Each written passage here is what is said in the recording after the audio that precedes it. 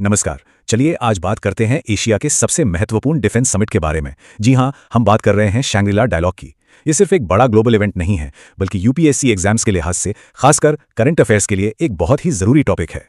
तो आइए इन नोट्स के जरिए शैंग्री-ला डायलॉग के जो सबसे जरूरी पहलू हैं उन्हें समझते हैं। हमारी कोशिश रहेगी कि एग्जाम के लिए जो भी इंपॉर्टेंट जानकारी है वो एकदम साफ और आसान तरीके से आप तक पहुंचे। आज की इस चर्चा में हम 5 खास बातों पर फोकस करेंगे। सबसे पहले, ये समिट है क्या, फिर इसे कौन और कहां ऑर्गेनाइज करता है, इसका मेन फोकस एरिया क्या है, इसमें कौन कौन शामिल होता है और आखिर में इसमें भारत की क्या भूमिका है। तो चलिए शुरू करते हैं सबसे पहले और सबसे बुनियादी सवाल से कि आखिर ये शैंग्री-ला डायलॉग है क्या। देखिए, ये एशिया का सबसे बड़ा और सबसे अहम डिफेंस समिट है। इसकी शुरुआत हुई थी साल 2002 में। ये जो साल है ना, इसे याद रखना जरूरी है क्योंकि ये प्रीलिम्स के लिए एक इंपॉर्टेंट फैक्ट बन सकता है। इसका मकसद था रीजनल सिक्योरिटी चैलेंजेस, यानी क्षेत्रीय सुरक्षा चुनौतियों पर बात करना। और देखिए, इसका जो अगला एडिशन है यानी 22वां संस्करण, वो जून 2025 में होने वाला है। इससे पता चलता है कि ये टॉपिक कितना करंट और रेलेवेंट है। अच्छा, अब ये देखते हैं कि इतने बड़े समिट को आखिर चलाता कौन है और ये होता कहां पर है। ये डिटेल्स भी अक्सर एग्जाम्स में पूछ ली जाती हैं। ये समिट हर साल एक ही जगह पर होता है, सिंगापुर में। इसी वजह से इसने अपनी एक अलग पहचान और एक स्थायी मंच बना लिया है।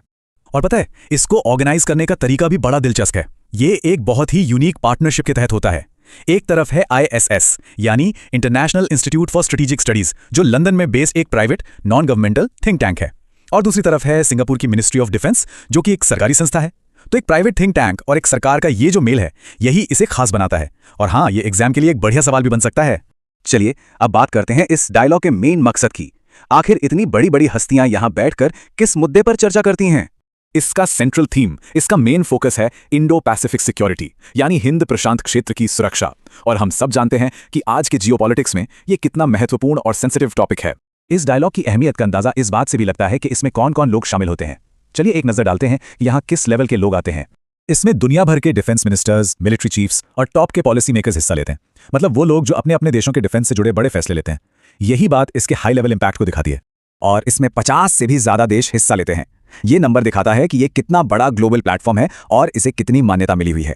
तो अब इस सारी जानकारी को भारत के नजरिए से देखते हैं, जो यूपीएससी की तैयारी करने वालों के लिए शायद सबसे जरूरी हिस्सा है।